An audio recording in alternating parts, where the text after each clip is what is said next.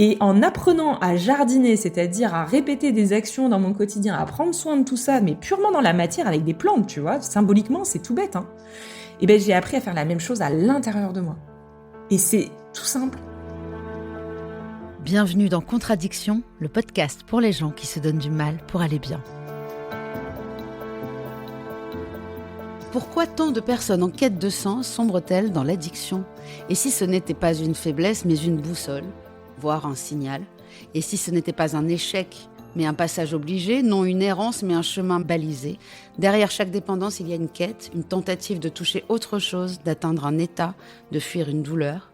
J'ai consommé les vidéos de notre invité comme une addicte, 242 exactement. Comme une assoiffée qui ne se désaltère jamais.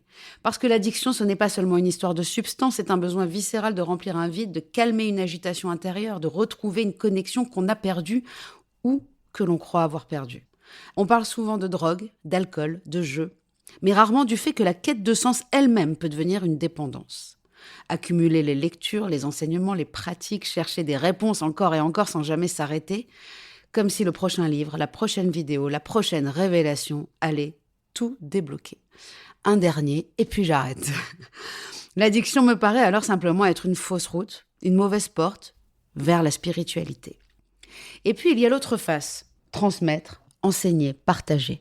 Notre invité explique, informe, apporte son aide, mais est-ce qu'elle se protège, elle ? En matière d'addiction comme en matière de spiritualité, le même piège. Croire qu'on avance alors qu'on tourne en rond. Chercher à combler un manque alors que la clé est ailleurs. J'ai compris, grâce à toi, Charlotte, que ce à quoi je résiste persiste, que ce à quoi je m'oppose grandit, que composer avec la vie, même dans l'inconfort, est essentiel, que ce que nous cherchons, c'est un état vibratoire déjà vécu, et c'est en acceptant de se perdre qu'on finit par se retrouver. J'ai appris aussi qu'on ne guérit pas, qu'on ne change pas, mais qu'on grandit, et que si le problème est de l'énergie, la solution l'est aussi, et que tout cela n'est qu'une expérience parmi tant d'autres. Oui, ça fait beaucoup de choses que j'ai compris, je sais, mais est-ce que ça suffit de comprendre ? Contradiction, c'est avant tout le partage d'un chemin et Charlotte Hoffman fait partie du mien. Ces vidéos accessibles et justes ont nourri mon évolution. Alors merci Charlotte pour tout cela et surtout de me permettre de te faire découvrir à nos auditeurs qui sont eux aussi, j'en suis sûre, en quête de sens. Bonjour Charlotte. Bonjour Keren. Merci d'être là, merci d'avoir accepté depuis le temps qu'on en parle de ce rendez-vous. C'est pour moi un honneur et surtout, j'ai l'impression une chance de pouvoir partager je sais pas, c'est même pas ton enseignement, c'est tes connaissances et ta connexion à quelque chose qu'on a l'impression que nous, on n'a pas. Et pourquoi tu l'as, toi ? Merci Keren, c'est une super introduction. Mais d'où ça te vient ? C'est ça que je veux comprendre aussi. D'où toutes ces, je sais pas comment dire, toutes ces vérités qui nous font du bien, que tu nous assènes, entre guillemets, dans des vidéos, d'où elles viennent ? Pour moi, je prends souvent les analogies pour parler de tout ça, parce que c'est plus parlant pour les gens. Pour moi, tout ça, c'est comme, tu sais, un pianiste qui sait jouer du piano alors qu'il a jamais appris le solfège. Voilà. C'est quelque chose qui est inné, c'est quelque chose qui est déjà là. Et je pense que chaque être a son don, en fait, à offrir au monde, mais que tout le monde ne connaît pas encore forcément le sien. C'est question de se reconnecter à ce qu'on est profondément. Parce qu'en fait, en se reconnectant à ce qu'on est profondément, eh bien, ce grand don qu'on est censé offrir finalement dans cette incarnation au monde, eh bien, il se révèle de lui-même, il se dévoile. Parce qu'en fait, c'est ce qu'on est venu faire. Et ça, c'est déjà là. Sauf que peut-être qu'une part de nous-mêmes s'est éloignée de nous-mêmes. Et alors, on s'est perdu dans des choses, dans le monde tel qu'il nous est présenté avec toutes les formes. Et peut-être qu'alors, on a perdu le sens de notre incarnation, en fait, de notre vie. Quelle est ta définition de l'addiction ? Parce que j'imagine qu'elle est totalement différente de tout ce qu'on a pu entendre ici. Alors, pour moi, l'addiction, c'est vrai que...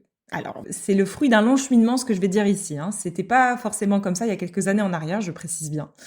Mais pour moi, aujourd'hui, depuis mon point de vue, c'est quelque chose qui est parfois la seule solution qui nous permet de survivre. Et en cela, c'est extrêmement utile. Voilà. C'est mon point de vue aujourd'hui parce que c'est vrai qu'avec le recul, par rapport à toutes les addictions que j'ai pu côtoyer dans ma vie, et il y en a eu beaucoup, j'avais pas ce recul-là en le vivant parce que pour moi c'était horrible et c'était un ennemi à abattre et c'était symptomatique de quelque chose qui allait mal, donc j'allais mal, donc j'étais une mauvaise personne, donc j'étais dans un mal-être. Mais avec le recul que j'ai aujourd'hui, depuis que voilà, cette sphère des addictions n'est plus dans mon quotidien, je peux observer que si j'avais pas eu ça dans ma vie, je pense que j'en serais pas là aujourd'hui. Et que ça a été extrêmement nécessaire à vivre. Et c'est ce qui m'a permis un temps de survivre. Voilà. Donc, c'est toujours cette fameuse solution avant d'être le problème. Le souci, c'est que non seulement ça devient un problème, mais qu'en plus, elle ne résout plus les trucs d'avant pour lesquels on s'en servait. Donc, c'est-à-dire, on est totalement dans l'inutilité complète du truc. Tu viens de dire que tu as connu des cycles et des addictions et nombreuses, en tout cas de types différents. Est-ce que tu peux nous en parler un petit peu? À quoi tu as été confrontée? Je sais que tu as vécu des épreuves aussi, des épreuves même physiques, des douleurs, la mort évidemment, une relation avec ton papa, quelque chose d'assez compliqué. Et tout ça, est-ce que c'était là pour ça, ces addictions, et qu'est-ce que c'était? Oui, clairement, aujourd'hui, c'est comme ça que je le vois. Donc moi, c'était surtout l'addiction à la nourriture. Donc c'est vrai que j'ai été pendant longtemps, on pourrait dire, tu sais, je faisais que manger, manger, manger, je me remplissais. De la grosse boulimie, mais vraiment pas juste un peu manger de temps en temps. Non, c'était des crises épisodiques tous les jours, à peu près à la même heure. C'était souvent le soir avant d'aller me coucher, parce que le soir avant d'aller me coucher, j'avais toutes mes angoisses, toutes mes préoccupations, toutes mes émotions qui remontaient à la surface. Et en fait, je savais pas comment l'appréhender. J'avais tout ça qui me pénétrait de l'intérieur, avec une angoisse viscérale qui était en lien avec la mort, qui était la peur de mourir. Et c'est vrai qu'après, quand mon père est décédé, ça m'a amené aussi à revisiter ça autrement. Mais j'avais toutes ces angoisses en fait qui remontaient à un profond mal-être, la sensation de jamais être à ma place, de pas comprendre le sens de cette vie, d'avoir une vie qui était tout le temps à moitié vide, un gros passif de dépression aussi intérieure. Et à ce moment-là, la nourriture, manger beaucoup, remplir par l'addiction, était ce qui m'apaisait en fait, était ce que j'avais trouvé pour me calmer et pour continuer à survivre, parce que c'était comme si toutes ces angoisses-là, je les laissais grandir à l'intérieur de moi. C'était comme si je pouvais presque frôler la folie, en fait. J'avais peur de la version de moi-même que j'aurais pu devenir si je me laissais aller là-dedans, en fait. J'étais assez fragile à ce niveau-là, même au niveau, je dirais, mental et psychique, hein. Il y avait une fragilité parce qu'il y avait toutes ces émotions qui m'emportaient intérieurement. Et voilà pourquoi je dis aujourd'hui que l'addiction a finalement été salvatrice, en fait. Et t'avais quel âge à ce moment-là? Je dirais que l'addiction a toujours été là dans ma vie, dès mon plus jeune âge, au plus loin que je m'en rappelle. Déjà enfant, j'avais des problèmes d'addiction. C'est quoi, genre, ton premier souvenir d'addiction, enfin de boulimie, entre guillemets, puisque c'est ça dont tu parles? Ah oui, oui, vraiment, dès mon plus jeune âge. Parce que dès mon plus jeune âge, j'ai vécu des choses qui émotionnellement étaient dures pour moi à vivre. Vécu beaucoup d'humiliation à l'école, notamment. Parce que voilà, j'avais une pilosité débordante pour une femme, par exemple. Donc on m'appelait le Yeti ou le Grizzly. Et puis j'avais des kilos en trop, en fait. Dès le départ, j'avais vraiment un souci au niveau de mon poids. Et donc on m'appelait Peggy la cochonne. Mais tout le temps. Et c'était à l'école et c'était aussi à la maison. Donc en fait, c'est comme si émotionnellement, j'avais jamais de repos. Et je pense qu'on sous-estime parfois aussi l'intensité émotionnelle de certains mots que ça peut provoquer chez les autres. Et je suis pas en train de dire que c'était de la faute des autres, hein, parce que je vois aujourd'hui, depuis le point de vue depuis lequel je me place, que grâce à tout cela, ça m'a permis d'être là aujourd'hui. Donc c'était utile. Mais sur le moment, c'était comme une intensité émotionnelle qui était telle qu'en fait, je me remplissais de nourriture comme pour apaiser l'émotion qui m'ensorcelait en fait, qui me prenait de l'intérieur et qui pouvait parfois me faire tomber dans une grande peur. Et parfois me faire tomber dans une grande colère aussi. C'est quelque chose, moi, que je suis venue travailler dans une de tes retraites. Je sais que mon intention, même en faisant aussi une expérience chamanique, l'ayahuasca, j'aime bien poser une intention. Il faut, je pense, le faire. Et mon intention était toujours de me connecter. C'est-à-dire que j'ai l'impression que je n'ai peur de rien. Je ne ressens pas la peur. Je ne ressens pas la tristesse. Mais tout ce qui va jaillir de moi, ça va être que la colère. Enfin, évidemment, j'ai d'autres choses, des choses positives, de l'amour. Mais quand ces émotions-là, je m'y connecte pas, c'est la colère qui jaillit. Et la colère, je trouve que c'est quelque chose qu'on apaise aussi beaucoup avec des produits, quoi. Ah oui, mais complètement. Mais d'ailleurs, à l'époque, je ne voyais que la partie, tu sais... Je voyais que la partie victime, tristesse, mélancolie, etc. Mais en fait, par la suite de l'expérience, parce que ça a duré quand même plus de 10 ans, par la suite de l'expérience, j'ai vu qu'en dessous de cette mélancolie, de cette tristesse, de cette sensation de pas faire partie de ce monde, de pas trouver le sens de ma vie, j'ai découvert derrière tout ça qu'il y avait une colère. Mais il y avait une colère contre tout, en fait. Et cette colère-là, elle était tellement démesurée qu'heureusement qu'il y avait l'addiction pour calmer ça. Parce que je pense que sous l'effet de cette colère-là, j'aurais pu faire n'importe quoi, en fait. Et j'aurais pu me faire énormément de mal et faire du mal aux autres. Voilà. Ouais, ouais. J'identifie beaucoup là-dessus. Et à ce moment-là, dans ta vie, quand tu dis il y a un vide existentiel, un vide spirituel, c'est-à-dire la spiritualité n'est pas du tout dans ta vie. Est-ce que tu es élevé là-dedans? Est-ce que ta famille... Et d'abord, peut-être définir la spiritualité, parce que les gens l'associent énormément à la religion, alors que c'est tout à fait l'inverse, presque. Qu'est-ce que c'est la spiritualité? Puis toutes ces notions qu'on entend partout, l'âme, les corps, enfin, il y a tellement de choses dans la spiritualité. Et ici, on va essayer de faire quelque chose de très concret, parce que l'addiction, c'est concret, c'est le symptôme de cette crise, quoi. Ben oui. Ben pour moi, la spiritualité, c'est tout simplement répondre intérieurement à des questions existentielles. Donc déjà, moi, en l'occurrence, j'avais une question existentielle qui était liée à mon addiction, c'était la peur de la mort. Et qu'est-ce qui se passe après la mort? C'est une question existentielle, ça. Et c'est vrai que moi, si j'avais pas eu les addictions, je me serais peut-être pas posé cette question-là. Parce que les addictions étaient mon problème. Et derrière l'addiction, il y avait le problème de la mort, il y avait la peur, il y avait la colère. Et d'où venait cette colère? Et ça aussi, c'est une question existentielle. D'où viennent nos émotions? Pourquoi on est comme ça? Pourquoi on se sent rejeté? Pourquoi on se sent différent? Pourquoi on a du mal à trouver le sens de sa vie? Tout ça, c'est des questions existentielles que les addictions m'ont amené à me poser. Parce qu'à l'époque, moi, je voulais me débarrasser de l'addiction, si tu vois ce que je veux dire. J'en voulais pas. Les questions existentielles, c'est ça la spiritualité. Ah bien sûr. En répondant à ces questions-là, on va cheminer vers une partie, entre guillemets, intérieure, une partie plus profonde de notre expérience sur Terre. Tu vois, on va cheminer vers le sens profond des choses et pas uniquement la surface. Bon, oui, c'est mon métier. Oui, je suis comme ci. Oui, j'ai telle personnalité. Oui, j'ai des copains. Oui, ça, c'est la surface.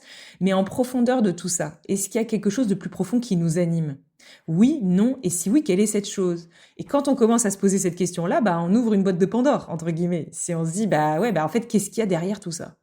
Donc, en fait, c'est l'addiction qui m'a amené à me poser ces questions-là. C'est l'expérience de la vie en me confrontant à toutes ces problématiques-là et notamment au décès de mon papa qui m'ont amené aussi à me confronter à tout ça. Donc voilà comment la spiritualité est arrivée dans ma vie. Et donc c'est intimement lié avec mes peurs, c'est intimement lié avec l'addiction qui était toujours là au moment où mon papa est décédé. Et c'est intimement lié à tout ça. Mais ça n'a pas été le berceau dans lequel j'ai grandi. Moi, j'ai grandi dans une famille où ce qui comptait, c'était de bien travailler à l'école, d'avoir un diplôme, de bien gagner sa vie, de, si possible, quand même gagner sa vie en faisant quelque chose qui nous plaît, c'est pas le sujet. Mais quelque chose qui nous plaît n'est pas forcément quelque chose qui nous nourrit en profondeur. Et ça, je l'ai compris par la suite. Voilà. Parce que ça peut nous plaire de faire mille et une choses. Mais est-ce que ça te nourrit intérieurement ou est-ce que ça plaît à la surface de ta personnalité, ton être et ton identité terrestre? Et donc, c'est comme ça que j'ai été amenée à ouvrir cette porte spirituelle. Parce que, au bout d'un moment, les questionnements étaient si profonds.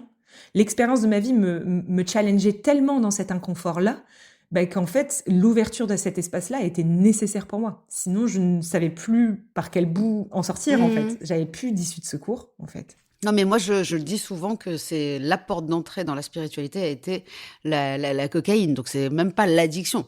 La cocaïne, ça veut dire c'est une drogue qui rend tellement con, mais tellement égocentrique, qu'à un moment donné, tu es en boucle avec toi-même et ta souffrance, elle se nourrit de ta souffrance et c'est sans fin. Et cette cocaïne m'a permis de me dire, c'est pas possible que ce soit ça la vie, tu vois.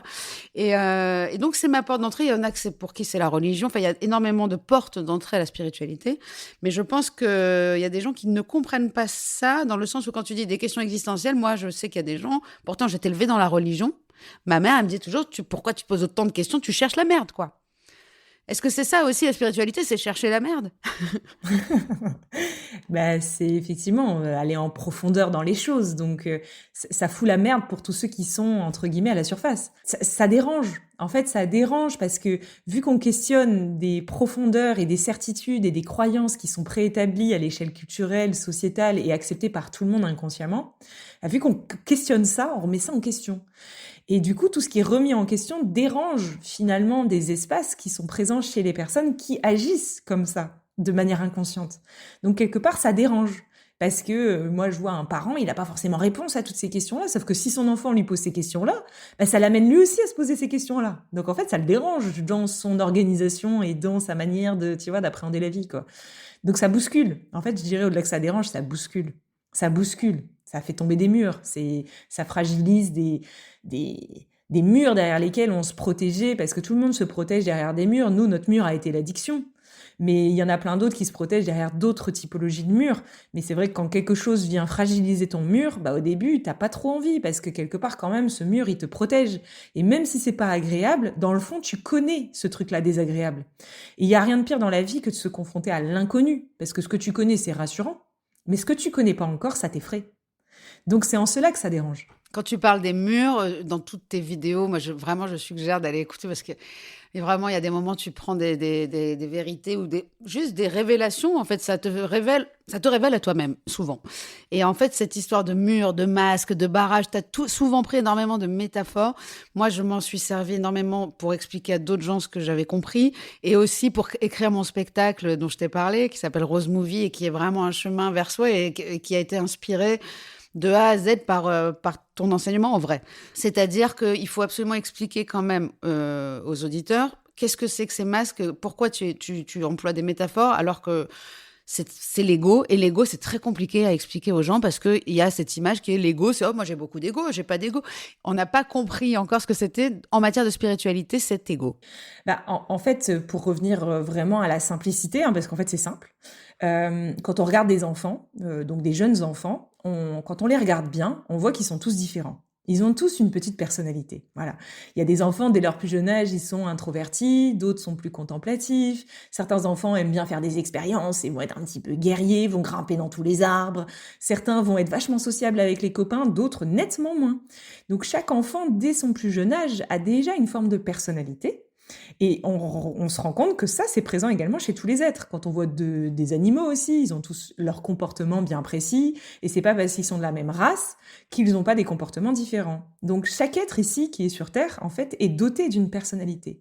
Et cette personnalité, en fait, c'est ce qui fait que tous les êtres sont différents les uns des autres, c'est ce qui crée cette grande diversité sur Terre, et c'est magnifique, en fait. Parce que je dis souvent, sinon, tout le monde serait boulanger, tu vois. Donc ça serait chiant si tout le monde avait la même personnalité, les mêmes défauts, les mêmes qualités, on s'ennuierait sur Terre. Ce qui fait la richesse de cette expérience, c'est que tout le monde a quelque chose à apporter. Sauf que ici, le souci avec tout ça par la suite, c'est que puisqu'en fait on arrive sur une planète où on sait plus vraiment qui on est et on sait plus vraiment qu'est-ce qu'on est venu faire ici, on sait pas d'où on vient, on sait pas ce qu'on est censé faire, bah, ce qui va se passer par la suite quand l'enfant va grandir, bah, c'est qu'il va s'identifier à cette personnalité. Donc en fait, la source de moi, donc moi je suis ça, va être définie à travers les qualités, les défauts, les centres d'intérêt, le passé, le présent, le futur, toute la somme de toutes mes expériences qui confèrent cette sensation d'identité et de personnalité. Et ben c'est ce à quoi on va s'identifier. Sauf que le mot personnalité, identité et ego, c'est le même mot en fait. Et c'est ça que les gens ont parfois du mal à comprendre, c'est que c'est les mêmes mots. Donc quand on parle d'ego, en fait, on parle de personnalité, on parle d'identité, et on parle pas du tout d'un gros mot en fait. Le seul souci qu'il y a, c'est qu'en fait, vu qu'on ne sait plus qui on est profondément, eh ben on va s'identifier à cette part d'identité-là qui n'est pas ce qu'on est vraiment, mais qui est finalement la somme, ce qui est la création produite à travers la somme de toutes nos expériences sur Terre. Donc c'est pas ce qu'on est, c'est le produit de notre expérience sur Terre. Voilà. Et en s'identifiant à tout ça, c'est par la suite qu'on va avoir des problèmes, parce qu'on va s'identifier à des choses qu'on aime bien, mais aussi à des choses qu'on n'aime pas. Donc il va falloir ériger des boucliers, des barrières pour se protéger, se prémunir de tout ce qui nous plaît pas et de tout ce qui nous plaît. Enfin voilà, c'est comme ça que ça se produit. Il y a la notion dans cet ego et dans le côté qualité-défaut qu'on va retrouver dans l'addiction, parce qu'immédiatement quand tu penses à addiction, tu penses au bien et au mal. C'est ce truc-là aussi qui va évidemment nous faire développer de la culpabilité par rapport aux choses qu'on pense mal. Et je pense aussi que ces émotions-là que tu as vécues d'humiliation et tout ça, il y a vraiment ce truc-là après de se visualiser comme une mauvaise personne, comme quelqu'un qui n'est pas méritante, pas aimable, en tout cas qu'on ne mérite pas d'aimer, et ça nourrit. En fait, c'est vraiment ce truc-là. Pour moi, tout est addiction et tout est enchevêtré, vraiment. Parce qu'il y a ce truc-là, un vide qu'il faut remplir. On le remplit par les mauvaises choses, donc on se sent coupable, donc on nourrit, et c'est sans fin. C'est justement... Donc, ces certaines addictions, en fait, elles cachent vraiment une recherche d'éveil ou de transcendance. C'est ce qu'on se disait en off. Ce sont des êtres spirituels, les addicts, qui n'ont pas trouvé les bons outils. Il y a souvent un vide derrière. En fait, il y a souvent un vide. Et ce vide, il vient de où? Il vient toujours du même endroit. C'est un vide de sens. C'est un vide de profondeur. Tu sais, on remplit nos vies de plein de choses, mais on se sent toujours vide intérieurement. Moi, j'ai des personnes, je côtoie des gens dans ma vie qui me disent, j'ai rempli le bon contrat, hein. J'ai la belle maison, j'ai le beau boulot, je gagne bien ma vie, j'ai des super enfants. En fait, tout va bien. Mais tu sais, Charlotte, en fait, ça va pas. Il y a un vide à l'intérieur de moi. J'ai même des personnes qui me disent, j'ai accompli mes rêves les plus fous. Vraiment, j'ai coché sur ma to-do tous mes rêves. Voilà. J'ai tout réalisé. C'est génial. Mais en fait, ça va toujours pas. Ça va toujours pas parce que si je regarde un peu plus en profondeur, il y a quelque chose à l'intérieur de moi qui est insatiable, qui veut toujours plus. Et si c'est pas ce rêve-là, c'en est un autre. Et après celui-là, il y en aura encore un autre. Et si c'est la fameuse quête. La quête du toujours plus qu'on retrouve beaucoup dans le monde de la matérialité, mais qu'on retrouve aussi dans le monde plus spirituel, comme tu en as parlé en introduction. Et cette quête-là, qui est insouvissable, elle nous amène au bout d'un moment à un épuisement intérieur. Et ça ne répond toujours pas à la question de ce vide que certains addicts ont, pour laquelle certains addicts ont trouvé comme réponse le remplissage. L'addiction, c'est qu'une solution temporaire qu'on a trouvée pour remplir ce vide, en fait. Et ce vide n'est autre qu'un vide existentiel. Et comment toi, en ouvrant cette porte de la spiritualité, et comment tu dis qu'aujourd'hui, ça ne fait plus partie de ta vie? C'est tellement rare pour les addicts, parce que moi, je fais partie de groupes comme des narcotiques anonymes, je ne sais pas si tu connais. C'est des gens qui, tous les jours, ou tous les 2 jours, ou toutes les semaines, vont se voir et dire « Bonjour, je m'appelle machin, et je suis alcoolique, je suis machin ». Ça veut dire que c'est dans ma vie encore. Toi, tu considères que tu es une ex-addict ou tu es une addict, ou est-ce qu'il y a guérison? Moi, c'est ça que je veux savoir. Et comment t'en es sorti? Comment c'est sorti de ta vie? C'est simple. En fait, pour reprendre la notion de personnalité, d'ego, etc., il faut comprendre que la personnalité est là pour nous protéger. Et qu'ensuite, la personnalité va se manifester à travers plusieurs facettes de personnalité. Pour moi, l'addict, c'est une facette de personnalité, tout simplement. C'est-à-dire que c'est une solution temporaire qu'a trouvé la personnalité pour nous protéger d'un autre danger. Voilà. Donc en l'occurrence ici, moi dans ma vie, et je pense que beaucoup d'addicts se reconnaîtront là-dedans, il y avait un vide de sens, il y avait beaucoup d'intensité émotionnelle et il y avait un petit peu de désarroi psychique également. Et donc le personnage de l'addict, l'addiction, était là comme un bouclier temporaire pour me protéger de ce que ça aurait pu créer si je me laissais aller dans l'émotion ou si, tu vois, je me laissais aller dans le désarroi profond. Voilà. Donc pendant un grand temps de ma vie, l'addiction a été un moyen que j'ai trouvé, inconscient, pour me protéger. Sauf que maintenant, essaye d'imaginer une version de toi-même qui n'a plus besoin de se protéger. Parce que c'est ça, en fait, le truc. C'est pas on guérit de l'addiction ou je suis guérie ou quoi que ce soit. Moi, j'aime pas parler de ça parce que je trouve que ça donne l'impression qu'il y en a qui ont réussi à guérir. Donc, il y a les élus, tu vois, il y a ceux qui ont réussi, ils sont géniaux. Et déjà, dans l'addiction, je trouve qu'il y a beaucoup de comparaisons. Il y a beaucoup de malveillance à ce niveau-là, déjà intérieur. Souvent, on va retrouver des personnes qui ont tendance à être un petit peu masochistes, qui ont tendance à vouloir se faire du mal, déjà de base. Donc après, quand on dit aux gens, elle a réussi, toi pas, ça les renforce encore plus là-dedans. Tu vois ce que je veux dire? Donc, j'évite ce genre de discours parce que pour moi, j'ai pas la sensation aujourd'hui d'avoir guéri de quoi que ce soit. Par contre, j'ai la sensation plus profonde qu'il y a un espace à l'intérieur de moi qui n'a plus besoin de se protéger parce qu'il s'est rééquilibré. C'est comme si ma sphère émotionnelle s'était rééquilibrée. C'est comme si, en trouvant le sens profond de ce que j'étais venue faire ici sur Terre, du coup, vu que j'ai trouvé ça, entre guillemets, il n'y a plus besoin de l'addiction pour me protéger. Parce que du coup, j'ai trouvé ce truc-là. Et ce truc-là, il s'est trouvé par hasard, en fait. Il s'est trouvé parce que j'ai expérimenté. Il s'est trouvé parce que j'ai fait des rencontres. Il s'est trouvé parce que j'ai suivi en fait l'expérience de la vie, tout simplement. Et parce qu'il y a un moment, je dis toujours, c'est le bon moment. C'est le moment de se retrouver. Et en fait, le jour où j'ai eu cette sensation de me retrouver, il y a quelque chose qui s'est tranquillisé. Et du coup, le bouclier addiction n'avait plus de raison d'être. Donc, il s'est effondré, en fait. Il s'est posé au sol. Mais pour autant, j'ai pas la sensation aujourd'hui que l'addiction ne fait plus partie de ma personnalité. Pour moi, l'addiction est toujours dans ma personnalité, sauf que elle est utilisée à bon escient, tu Ah, vois. Elle est utilisée aujourd'hui pour, par exemple, faire ce podcast et pour parler à tous ceux qui peut-être ont encore besoin de ce bouclier-là pour se protéger. Aujourd'hui, si j'en parle si bien, c'est parce que je l'ai vécu et c'est parce que c'est quelque chose qui fait partie de ma personnalité.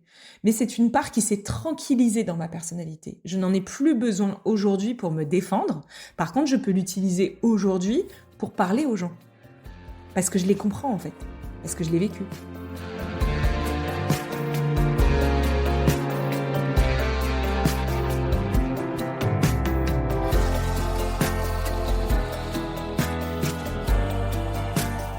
je disais en introduction que j'avais compris beaucoup de choses ou appris. Et ça n'empêche pas parfois de se sentir tout puissant et puis soudainement, bam, retomber dans des anciens schémas déjà. Et ça m'est arrivé des centaines de fois. Mais aussi, je disais, ça, c'est pas tout de comprendre. Donc toi, la différence entre le fait j'ai compris et je l'ai intégré, c'est quoi?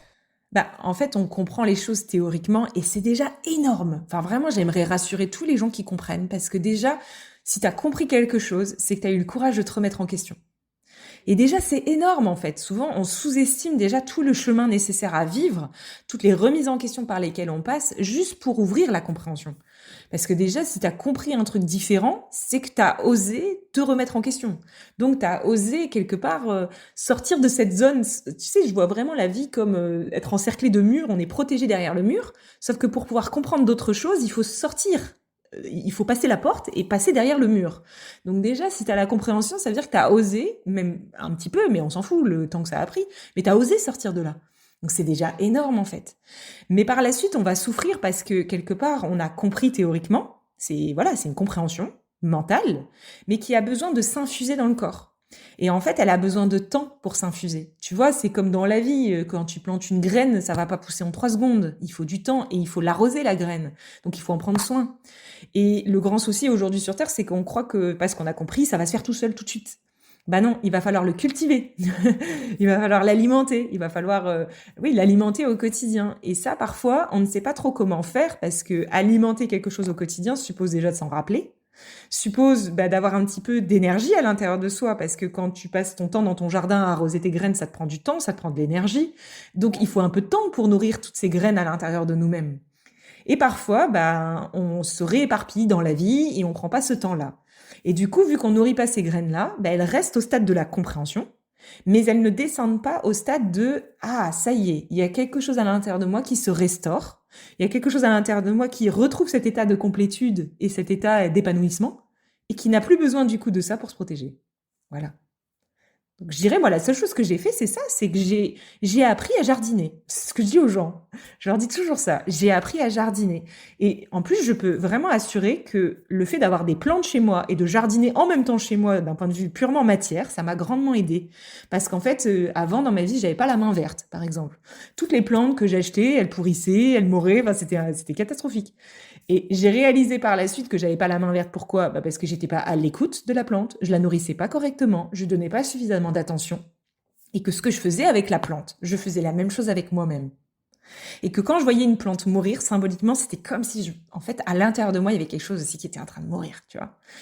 Et en apprenant à jardiner, c'est-à-dire à répéter des actions dans mon quotidien, à prendre soin de tout ça, mais purement dans la matière avec des plantes, tu vois, symboliquement, c'est tout bête, hein. Et j'ai appris à faire la même chose à l'intérieur de moi. Et c'est tout simple. Mais déjà, on te dit chez les narcotiques anonymes, tout ça, on te dit avant d'essayer d'avoir une relation affective avec quelqu'un, déjà prends une plante. Si elle meurt pas, prends un chat. S'il meurt pas, réfléchis à avoir un bébé peut-être, tu vois. C'est vrai. Non, mais c'est bien rigolo, je sûr, savais pas, tu vois. évidemment, évidemment. Et puis la plante, moi, ça me parle énormément parce que avant de faire ce zoom, tu sais, j'ai un petit spray que j'aime bien mettre sur mon petit ficus là-bas, que tu vois là-haut. Et quand je le fais, je me dis, ah, t'es une bonne personne. Je sais pas, je me sens bien. Et j'ai l'impression que c'est moi que, tu vois, tout à l'heure, je parlais de cette soif-là qui n'est jamais désaltérée. Et c'est vrai que quand tu me donnes à boire à tes plantes, quelque part, c'est comme si tu te désaltérais aussi, quoi. Et toi, t'as 2 chiens. C'est ça, hein. La connexion avec les animaux aussi. Mais oui, c'est exactement pareil. Moi, les animaux sont arrivés dans ma vie, les plantes sont arrivées dans ma vie, tous les êtres sont arrivés dans ma vie, et ça a été des symboles pour me renvoyer en dedans. Et pour entendre par la suite, par analogie, du coup, comment j'allais pouvoir faire ça, comment j'allais pouvoir appliquer à moi-même le fait de me nourrir. Parce qu'en plus, tu vois, dans les troubles alimentaires, il y a vraiment l'idée qu'on a du mal à se nourrir. Enfin, tu vois, moi j'avais de la boulimie, et c'est en lien avec l'alimentaire. Donc c'est aussi ça qui m'a amené à l'histoire de se nourrir intérieurement. Et qu'il y avait un espace à l'intérieur de moi qui n'était pas nourri, en fait. Et que j'avais besoin de nourrir autrement. Il y a aussi ce truc-là de se dire que toi, maintenant, tu fais des vidéos, tu partages tes enseignements et que toi-même, tu as vécu des moments où tu avais l'impression peut-être que ça te faisait revivre peut-être ce que tu avais vécu avec la nourriture. C'est-à-dire, est-ce que ça te nourrit tant que ça nourrit, en fait, ça marche. Et et ce que j'aime bien dans ce que tu nous dis depuis tout le temps et qui fait sens et que j'essaie de me répéter tout le temps, ce n'est pas ce qu'on fait qui compte, c'est comment on le fait, de quel espace.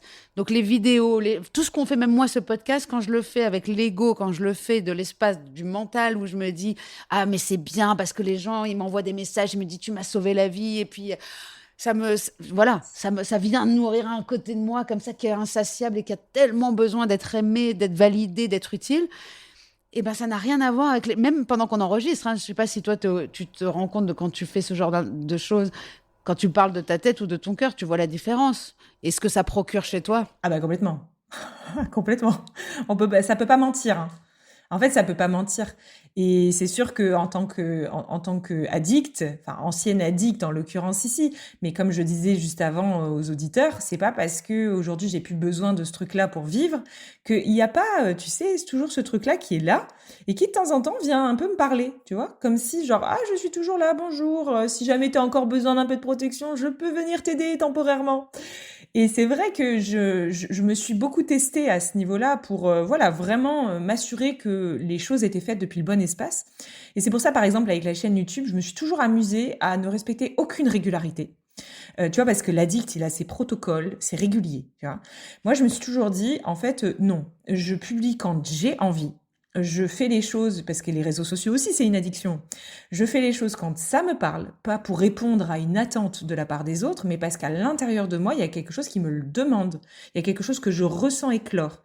Et plusieurs fois, je me suis dit, tiens là, j'ai un petit doute, j'ai l'impression que je recommence un peu, je vais arrêter un petit temps, voilà. Et pendant 1 mois, 2 mois, 3 mois, j'étais capable de dire, bah, plus de vidéos, plus de posts sur les réseaux sociaux, en fait, plus de réseaux sociaux.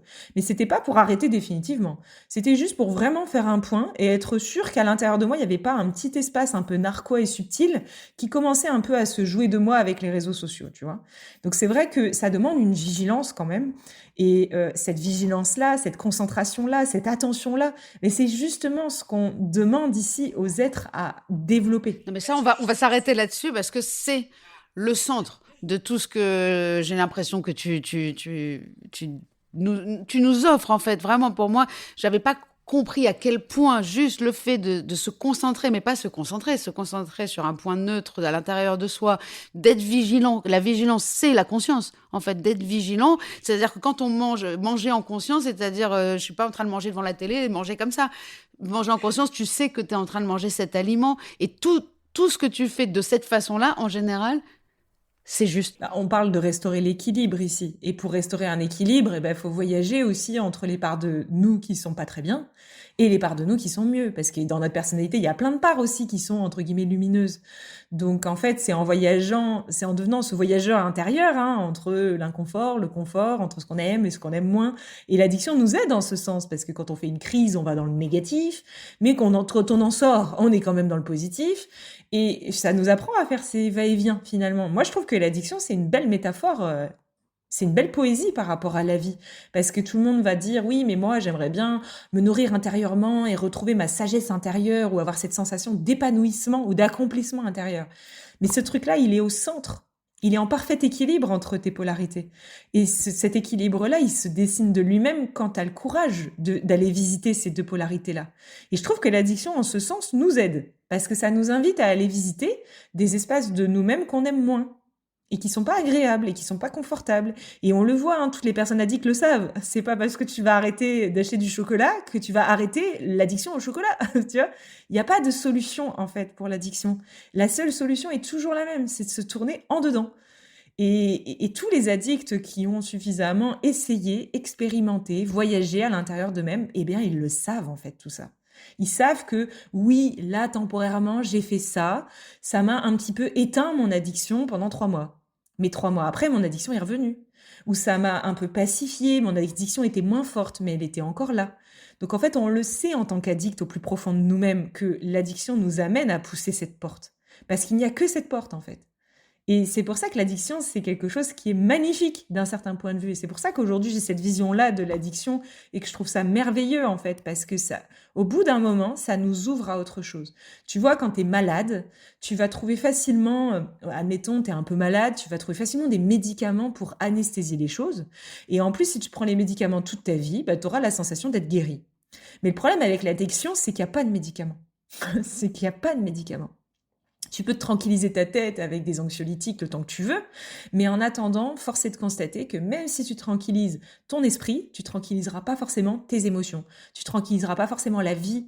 Et en fait, l'addiction, c'est vraiment des vagues que tu peux pas les dociliser comme ça. Tu sais, moi, je vois des animaux qui sont pas Oui, c'est éduqués, ça. quoi, tu vois. Ouais, c'est C'est des un bêtes bulldog, le plus truc, en fait. sauvages. Ouais, ouais, c'est ça. Mais l'erreur la plus répandue et que je connais le plus souvent, c'est vraiment celle de penser qu'on est guéri. En général, ça nous amène à la rechute, puisqu'il n'y a pas de guérison et surtout de penser, ah, mais moi, ça y est, c'est plus moi. Et en fait, c'est vrai que ça nous ramène à une humilité de se dire, mais si, ça sera toujours toi. Mais oui, bah en fait, le truc, c'est que au bout d'un moment, si on commence à se rendre compte que l'addiction, c'est un bouclier qu'on a trouvé pour nous protéger de quelque chose qui nous fait peur, eh ben on va se rendre compte que si cette chose à l'intérieur de nous se restaure et qu'on apprend ici à restaurer l'équilibre à l'intérieur et donc à sortir de cette peur et à remplacer progressivement cette peur par de l'amour de soi, en l'occurrence, ben, au plus on va jardiner cet amour à l'intérieur de soi, au plus cet amour il va grandir. Pour le moment, le problème, c'est qu'on ne sait pas toujours comment le jardiner, on ne sait pas toujours comment le cultiver. Et cet amour intérieur, cette tranquillité intérieure, quand elle va commencer à grandir et qu'elle va commencer à former le plus beau des arbres, eh bien, on n'aura plus besoin du bouclier de l'addiction pour nous protéger. Et c'est en cela que l'addiction n'est plus utile. Mais on n'est pas obligé de parler d'une guérison. On parle juste ici que l'addiction n'est plus utile, donc elle est plus utilisée. Voilà. Mais cultiver cet amour à l'intérieur de soi, c'est quoi l'amour? D'où il vient? Comment ça fonctionne? Parce que c'est gentil, tous les discours oui, oui, je m'aime, oui, il faut que je m'aime plus, oui, mais bon, la liste des il faut, quand on est addict, on n'en peut plus. Parce que justement, tous les addicts se reconnaîtront aussi là-dedans. Quand t'es addict, tout le monde t'a dit il faut que tu fasses comme ça. Et puis alors vraiment le il faut, merci mais salut. Et il faut aussi faire preuve de bonne volonté, comme si non mais comme si l'addict n'avait pas de bonne volonté. Ça, c'est quelque chose que j'ai beaucoup entendu dans les troubles alimentaires, parce que moi, on me disait que j'étais grosse, parce que j'avais aucune bonne volonté d'arrêter de manger des burgers, quoi. Alors que c'était même pas le cas, en fait, et c'était pas lié à ma volonté. Et je sentais bien que c'était pas lié à ma bonne volonté, que c'était plus fort que moi, que ça me protégeait, et que j'avais besoin de ça. Et qu'en fait, je pouvais pas faire autrement, même avec la meilleure des volontés. Et ça, c'est un message que je veux faire passer aussi à tous les addicts, parce que souvent, culturellement, on renvoie l'addict à quelqu'un qui a juste pas de volonté, juste il fait pas d'effort, quoi. Hein, t'as qu'à faire un peu d'effort, hein, une petite cure, et puis après on n'en parlera plus. Mais là, on regarde à nouveau que la surface des êtres, et on regarde pas la profondeur, et on ne voit pas l'espace à l'intérieur qui, en fait, il hurle à la mort, ce truc-là. Il hurle à la mort parce qu'en fait, il a besoin de sens, parce qu'en fait, il a besoin de tranquillité, parce qu'en fait, il a besoin d'amour. Et ça, ce truc-là, on le voit pas, en fait. Parce que ça, c'est à l'intérieur.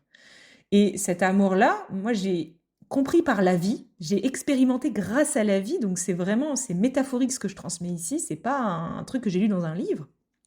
J'ai compris grâce à l'expérience de la vie qu'il y avait un espace à l'intérieur de moi qui, lorsqu'il s'alignait, s'ajustait, il y avait cette sensation d'être aimé. Il y avait cette sensation d'être en état de tranquillité, d'harmonie et d'équilibre. Et je suis sûre que tout le monde connaît ça. Mais tout le monde.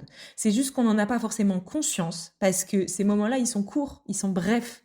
Mais tout le monde, une fois dans sa vie, a vu un enfant naître ou a regardé les yeux d'un enfant ou les yeux d'un animal, a senti un amour débordant. Je parle à tous ceux qui ont des animaux, tous ceux qui ont des enfants en bas âge, tous ceux qui ont accompagné dans le processus de donner la vie, tous ceux qui aussi sont des contemplatifs et regardent la nature, les couchers de soleil.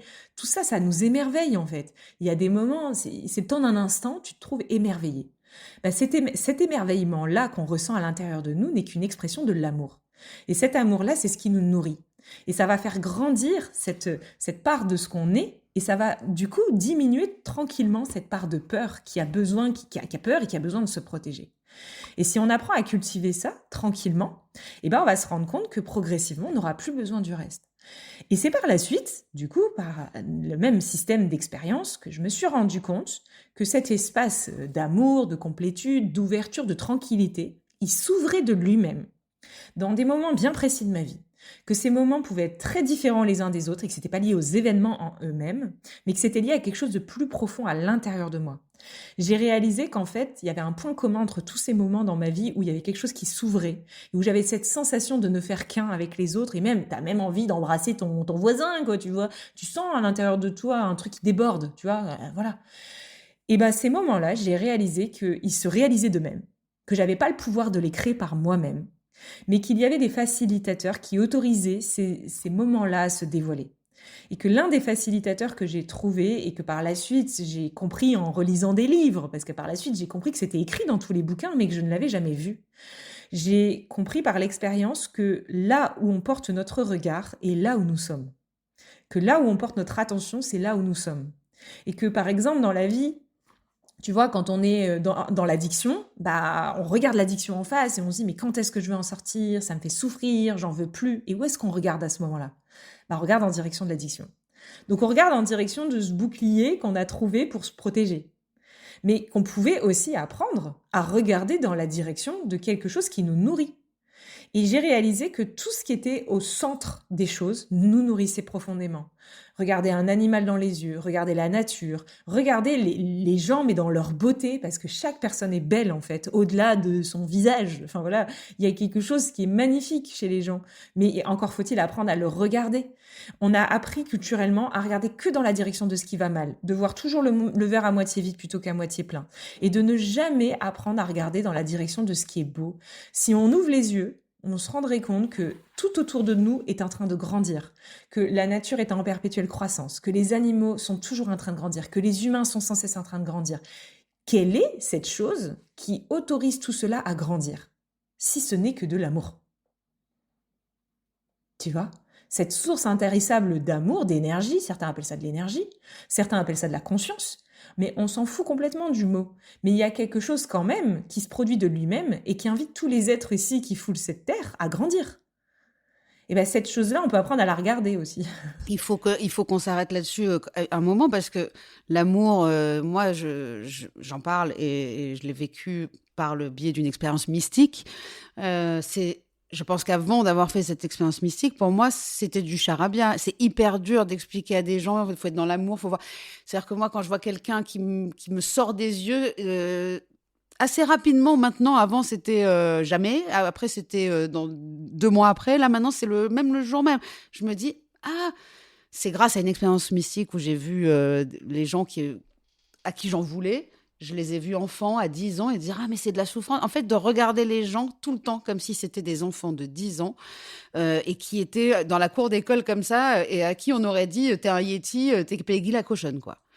Que ça soit Hitler ou tu vois ce que je veux dire, c'est-à-dire qui que ce soit. Parce que tout le monde a été ce putain d'enfant de 10 ans qui sûrement a souffert, tu vois. Et en fait, il y a quelque chose qui s'est ouvert en moi qui est de voir ça plutôt que voir la connasse qui t'a pris ta place, la meuf qui essaye de... Non, mais tu vois ce que je veux dire. Et ça, Donc, est-ce qu'on peut juste parler 2 secondes des expériences soit psychédéliques, soit des états conscience modifiés, ces moments où en fait on va être totalement connecté au reste de l'univers et qui font que il y a que ça qui nous fait guérir entre guillemets. Il y a que ça puisque d'un coup ça devient de l'amour tellement partout dans le corps, dans l'esprit, dans la tête, que en fait, tu n'as plus de place pour autre chose. Tu sais, c'est l'histoire des deux loups, lequel gagne dans ta tête, t'as deux loups, et ben celui que tu nourris, et ben à force de nourrir tout le temps le mal, les informations, les trucs, évidemment qu'on souffre tous le martyre. Mais comment expliquer aux gens, sans être cuit, comme tu dis, les petits oiseaux ou bisounours? Moi, mon but n'est pas d'être un bisounours, mon but, c'est d'être apaisé, et ça m'apaise tellement d'aimer les gens, d'aimer la nature, d'aimer... C'est apaisant, en fait. C'est pas pour être gentil, c'est pour être apaisé. Déjà, juste des expériences de conscience, parfois, dans la vie, on est dans notre quotidien, ça galope, il y a plein de trucs à faire, bon bref, on a du mal à sortir la tête de l'eau. Donc c'est vrai que parfois, ça peut être intéressant, quand on en ressent l'appel, peut-être de prendre une semaine ou deux, de partir en retraite, faire un stage, etc. Et aller tout simplement se déposer dans un espace de conscience qui facilite l'expression de la conscience à travers soi. Parce qu'en fait, une fois qu'on en a fait l'expérience, ne serait-ce qu'une fois, mais dans son corps.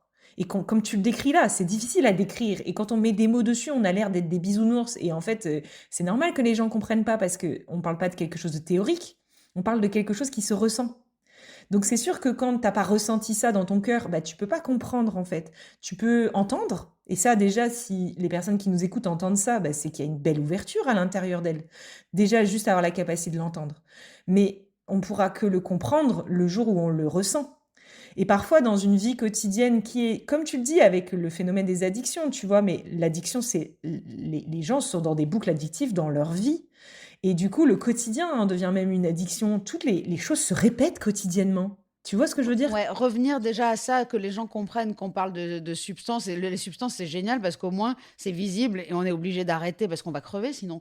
Mais je veux dire, les pauvres gens qui sont addicts à des pensées limitantes, à des mécanismes d'enfermement, mais qui n'ont pas la partie visible de l'iceberg qui est la drogue, eh ben, ils ont du mal à s'en rendre compte. Donc, c'est bien aussi Ouais, je pense que les retraites et tout ça, parce que voilà, je veux pas dire aux gens de faire des expériences de psychédéliques forcément. On peut vivre ça juste en s'extrayant un petit peu justement de ce quotidien. Parfois, on a besoin d'une pause, mais en fait, c'est pour mieux y revenir. Et ça, c'est important aussi, parce qu'après, le problème qu'on va rencontrer dans tous ces milieux plus spirituels, c'est que par la suite, les gens vont vouloir rester en pause tout le temps. Parce que cet état plus psychédélique ou cet état d'expansion de conscience, eh ben, ça peut devenir un nouveau leurre, quelque part, une nouvelle zone de confort qui nous réconforte temporairement et dans laquelle on s'enferme. Mais ici, si on a... En fait, c'est sans fin. Mais oui, C'est sans fin. eh oui, À quel l'addiction, elle est moment on partout. sort de... Eh Ouais, oui, elle est on partout. peut, les anciens addicts, je retrouve beaucoup dans les milieux spirituels. Et comme tu le disais en introduction, qui vont être addicts aux formations, addicts aux outils, addicts à tout. Et c'est pareil, en fait, et addicts à tous les bouquins. Enfin, voilà. Ici, c'est l'idée de ressentir quelque chose à l'intérieur de soi. Mais ensuite, et c'est là le plus important, c'est de repartir dans sa vie et d'apprendre à le ressentir dans le quotidien. C'est ça le meilleur Parce que message. c'est ça qui va nous calmer, tu vois, c'est ça qui calme. C'est de se rendre compte qu'en fait, c'est accessible dans mon quotidien, et tel qu'il est, sans que j'ai besoin de changer, quoi que ce soit. On appelle C'est ça le accessible tout flow, le temps. hein. Le flow aussi, ce truc-là, là, ce moment où tu sais pas comment, tu vois plus le temps passer. C'est genre, parfois ça dure rien C'est du fluide. tout. Ouais. C'est fluide, c'est fluide, c'est fluide, c'est facile, c'est simple en fait. Toi, C'est pour ça que je tu dis nous toujours avais que c'est donné des simple. clés Mais qui étaient géniales quand je suis revenue de la retraite. Donc moi, on va mettre tous les liens de tes retraites et surtout du projet immense que tu es en train de mettre en œuvre et qui te prend tout ton temps et beaucoup d'énergie, qui s'appelle Conscience pour tous. Enfin, bon, c'est assez énorme. Il faut aller voir le site de Charlotte Hoffman. Mais une des clés qui moi, m'a aidé à fonctionner pendant plus d'un an après la retraite, donc c'est-à-dire là jusqu'à presque aujourd'hui, c'est ces petites alertes que tu te mets sur ton téléphone pour se dire, genre tu te mets 5 réveils, 6 petits réveils dans la journée. Et c'est beau parce que ça s'appelle réveil. C'est-à-dire que quoi que tu sois en train de faire, eh ben, tu le fais en conscience à ce moment-là. Mais tu peux être en train de te droguer. À la limite, tu peux être en train de fumer une clope et dire, OK, mais je vais la fumer vraiment. Mais je sais ce que je suis en train de faire. Je ne la fume pas dans l'inconscience. Et que tu fasses la vaisselle, que tu fasses l'amour, que tu sois en train de gueuler. Et il y a ce moment-là où d'un coup, tu te ressens... Non, mais c'est fou. Parce qu'au début, je croyais qu'il fallait s'arrêter et juste méditer. Mais ça m'a pas aidé. Ce qui m'aide le plus, c'est de faire ce que je suis en train de faire en conscience. Et tu te rends compte à quel point tu pratiques ta vie dans l'inconscience totale. Et oui, et tu te rends compte que tu as le pouvoir, là, dans l'instant, juste par le phénomène de concentration, d'attention. Il y a la face émergée de ta vie, mais il y a aussi la profondeur depuis laquelle tu la vis. Et on ne pourra pas changer la face émergée parce qu'elle est fluctuante, elle est changeante, on a toujours des pensées, toujours des émotions, toujours des expériences qui se produisent. En revanche, il y a un espace à l'intérieur de toi effectivement, sur lequel il y a quelque chose qui peut se produire. C'est, c'est comme vivre sa vie. J'aime bien prendre cette métaphore-là. C'est comme vivre sa vie depuis un espace intérieur qui est tranquille et en paix, malgré les fluctuations de l'extérieur. Et ça, c'est une libération. Parce que les gens souvent pensent que se libérer de quelque chose veut dire que la chose ne se produise plus. Mais ça, c'est quand même pas évident parce que comment veux-tu produire un monde où il y aurait plus de gens chiants? Tu sais, je parle souvent des cons, tu vois. Mais c'est ironique, hein, c'est pas au sens propre. Mais il y a toujours des personnes qui te font chier dans ta vie, en fait. Et comment veux-tu imaginer un tant soit peu avoir la capacité de changer les gens, en fait? Il y a des situations, il y a des conditions, il y a des expériences qui sont comme elles sont. Donc, elles sont comme elles sont. Et ici, l'idée, c'est de cheminer depuis un espace intérieur, depuis lequel, peu importe ce qui peut se produire à l'extérieur, cet espace-là, il peut rester en paix. Il peut rester dans une forme de quiétude, de non-jugement, de désidentification par rapport à tout ça. Et ça peut demeurer à l'intérieur de toi, même si à la surface, on prend souvent la métaphore de l'océan, elle est vue, revue et revisitée. Mais quand on prend l'océan, les profondeurs sont tranquilles. Et la surface de l'océan connaît des tempêtes, des vagues et des marées. Bon, voilà. Et nous sommes tous des petites gouttes de cet océan. Et en fait, on est tous l'océan. Bon, pourquoi pas? C'est une métaphore. Mais l'idée, c'est de comprendre que ça existe, en fait. Parce que le problème, c'est que vu que nous, en Occident notamment, on est vachement omnibulés par la forme des choses, et que du coup, on voit un problème, on veut le résoudre dans la forme, on n'imagine pas qu'il existe un autre chemin qui nous invite non pas à résoudre des problèmes dans la forme, mais qui nous invite à descendre dans un espace au plus profond de nous, qui, du coup, depuis cet espace, en apprenant à vraiment l'intégrer, le vivre, le manifester au quotidien, eh bien cet espace-là va nous inviter à comme vivre notre vie en étant à l'intérieur de soi et que la vie ressemble à une périphérie. Je dis souvent, c'est comme la périphérie, c'est comme quand on regarde un film. On regarde un film, on est dans le siège, on regarde le film, mais on n'est pas le film. Eh bien, ouvrir cet espace à l'intérieur de soi, c'est comme devenir le spectateur qui regarde le film. Pour quelqu'un qui vient de créer un projet qui s'appelle Rose Movie et qui est un livre, un album, un spectacle, en effet, on n'est pas le film. Et il y a un truc que j'aimerais vraiment dire parce j'aimerais trop discuter avec toi encore 8 heures, mais je dirais aux gens d'aller voir tes vidéos parce que de toute façon, tout est dit et ils trouveront toutes les réponses qu'ils veulent s'ils ont aimé cet entretien. Mais en fait, tout ce que tu es en train de nous dire, c'est que il faut arrêter de vouloir changer la surface, mais en fait, il faut changer plus la vision qu'on a de la surface et ce que j'aimerais dire aux gens, c'est que je vous jure que c'est possible. C'est-à-dire, si j'y suis parvenue et qu'en plus, sans effort, parce qu'en effet, ça se révèle de lui-même. Hein, je n'ai pas dit, il faut que j'aille là dans cet espace où tout est une paix. Je me rends compte que tout ce qui n'est pas la paix, l'amour et tout m'emmerde profondément et je n'en ai plus besoin. Et vraiment, ça m'empêche pas de me dire, mais putain, mais pourquoi tu sais tout ça? Pourquoi tu as compris et tu y retournes? Parce que sûrement qu'il y a encore des choses à explorer. On verra bien. Mais en tout cas, je sens que j'ai dans un espace à l'intérieur de moi dont tu parles qui est en paix. Et qui s'est pacifié. Ça change tout. Ça change tout. Ben oui, mais ça suppose, pour comprendre ça, la dernière chose qui peut aider souvent les gens à le comprendre, c'est de retourner la vision. C'est un retournement de vision. C'est qu'on pense souvent que... tu vois, on pense souvent que le problème, c'est le problème. Mais en fait, si on regarde plus profondément, avec un peu plus de profondeur, on se rend compte que le problème n'est pas le problème en soi. Le seul problème, c'est que cette situation, cette addiction, cet événement, a une emprise sur mon état intérieur. En fait, l'addiction a le pouvoir de prendre tout mon espace intérieur et de le modifier, de me faire peur, de m'angoisser, de me mettre en colère. Ça a le pouvoir de me transformer, en fait. Et ça a le pouvoir de me faire quitter le siège de cette tranquillité-là. Et c'est pour ça que c'est un problème. C'est pas parce que c'est un problème en elle-même, parce que c'est ce que tu essaies de décrire ici avec tes mots, c'est que tu dis que tu peux faire des rechutes, mais que pour autant tu sens plus ce grand truc à l'intérieur de toi qui panique dans tous les sens et qui est complètement ahuri, et que tu peux goûter à tout cela tout en étant en même temps dans un espace qui est ni totalement détaché, mais qui est pas complètement attaché, voilà, qui est entre deux, on va dire. Et ben oui, mais ça, cette prise de conscience-là, elle jaillit par le simple fait de comprendre que dans le fond, du fond, c'est pas l'expérience en elle-même qui nous fait souffrir, mais c'est le pouvoir qu'a cette expérience sur la capacité à modifier notre état intérieur. C'est brillantissime. Et à chaque fois, on se dit, mais comment elle parle comme... Il n'y a pas une hésitation dans tes mots. Et toutes les vidéos, les 252 vidéos sont comme ça. Il faut que les gens le sachent. Et qu'il y en a sur tous les sujets, des choses de la vie, la sexualité.